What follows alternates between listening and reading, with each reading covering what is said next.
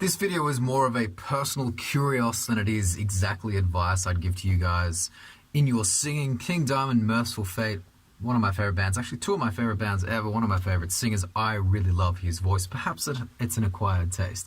If you're not into super old school metal, you might be wondering why anyone would want to sing like this, or why this guy is singing in this way. But once you understand it's all about character singing, kind of almost like theatre singing, where each register of the voice is a certain character within the piece. There's the evil witch, there's the townsfolk, there's the priest, there's all these different kind of characters within the story here. You'll really start to understand his voice, and this can be a defining factor in whether you like Mercyful Fate and King Diamond or not. Maybe it can kill it for you. His actual singing beyond the falsetto, he's the king of falsetto. His actual singing is really great. It's very challenging to sing like this. Makes all the right choices, vowel modification, right tone. We're all going to go through all of this, and that is basically the key to singing like King Diamond. Welcome to another vocal short, super quick vocal training videos for the singer on the go. Let's have a look at Mercyful Fate Evil, and I'll show you exactly what he's doing to get this amazing tone that he goes for when he sings.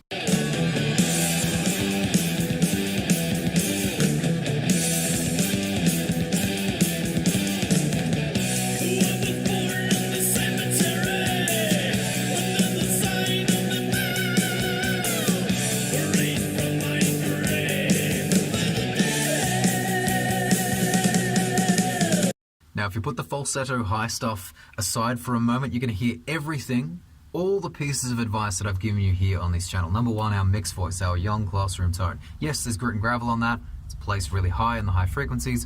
We've got our cry. We've even got vowel modification here. So, I was born in the cemetery, under the sign of the moon, raised from my grave by the dead. Again, our vowel modification. I was born in the cemetery. Again, altering our space, raising our space. Grave. Raised from my grave. We're letting that ring out with an S instead of grave. Grave. Again, we have our falsetto. Under the sign of the moon, raised from my grave by the dead. The falsetto is neither here or there for me. It's just kind of a cool effect, especially in this song. I would personally go for that in more of a full voice, like you've seen in all my other videos, and the covers, the Chris Cornell stuff, the Bad Motorfinger style stuff.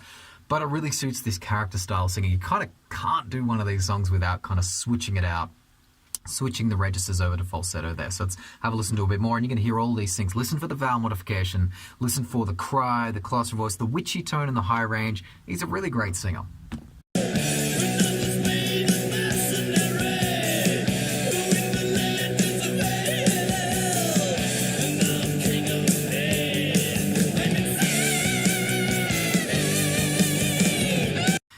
And I was made a mercenary, and the legends of hell. Now I'm king of pain.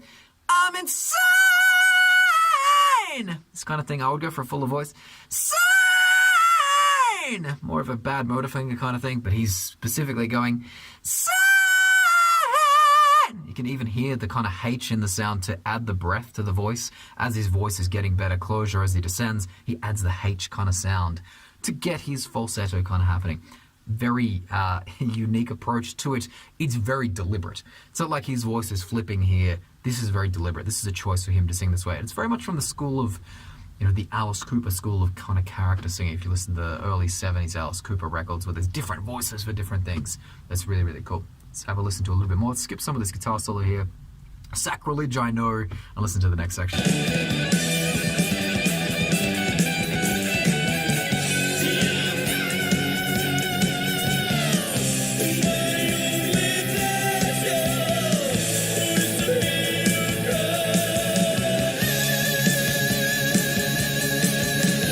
You can hear that deliberate switch to falsetto there, but again, the actual singing, you know,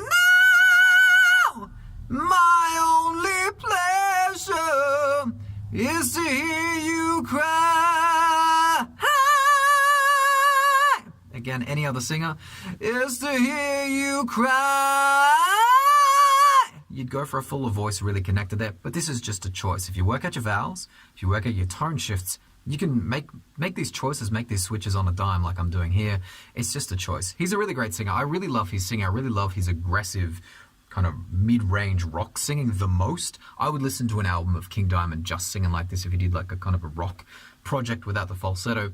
But I love these albums for what they are, and I really love this band for what they are. So let's have a listen to Witch's Dance, another one of my favorite King Diamond songs, or Mercyful Fate songs, and you can hear exactly the same stuff. Listen for the vowel modification, listen for the cry, listen for the classroom voice, listen to the witchy tone, listen to the way he's choosing, not just letting things flip because he can't sing that high. It's a defined choice. I'm going to sing in my kind of witch tone here. Let's have a listen.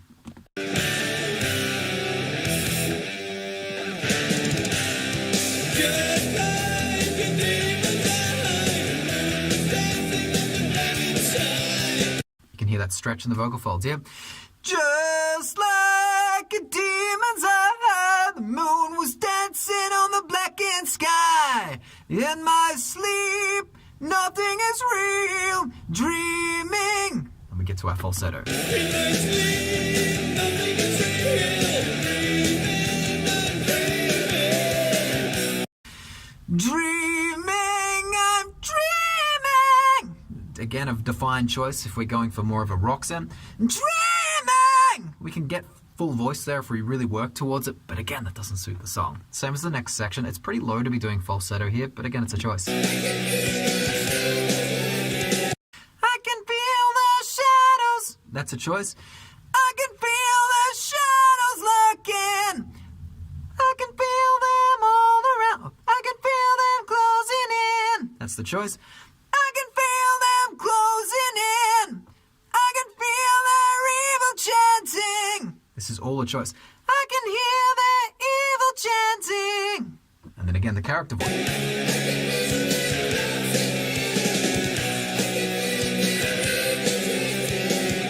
This is not a dream for a king. This is not a dream for a king. This is not everyday run-of-the-mill rock singing. This is very much based on a character. It's very much the expression of the song.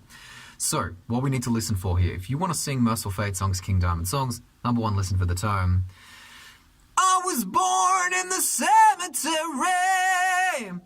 under the sign of the moon, raised from my grave by the dead. I mean, these sound really cool. They seem like really cool kind of style, cool choices, but it's very functional, that cry.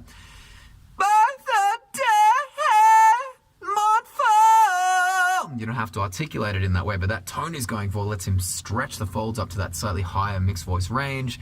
We've got our witchy tone within the falsetto, which gives him a little bit more of a fuller voice. I would take that 400 steps further and actually do it as a full voice kind of thing, but not for a Mercyful Fate song. If I was going to do a tribute show or something like that, or do a cover, this is kind of why I haven't done a Mercyful Fate cover, because I'm like, what am I supposed to do? Like, I'm not really a falsetto singer. Do I Chris Cornell? Do I sing it like the singer of Bang? What do I do? Like, what am I supposed to do with this really high range here that I'm used to singing in full voice? Sebastian Bach, that kind of stuff.